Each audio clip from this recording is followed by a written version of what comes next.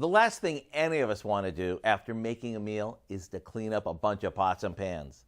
That's probably why sheet pan cooking has become so popular. If you're not familiar with it, today's recipe will introduce you to the concept. It's a recipe that's perfect for any time of day, including brinner. Well, that's when you serve breakfast for dinner. We start by cutting a hole in the center of 6 slices of country-style or sourdough bread. We butter one side and place it butter side down on a baking sheet. Next, we crack an egg into each hole and sprinkle it with some Parmesan cheese and a bit of salt and pepper.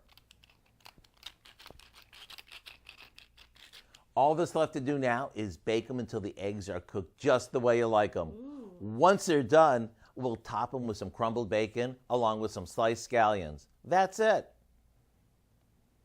Whether you serve this for a hearty breakfast or a fun change of pace brinner, you're going to love how all the flavors and textures come together. If you'd like to try the recipe for our sheet pan toad in a hole, simply visit our website. I'm Howard with Hungry Kelly in the Mr. Food Test Kitchen, where today we found an easy breezy way for you to say, ooh, it's so good. That's delicious.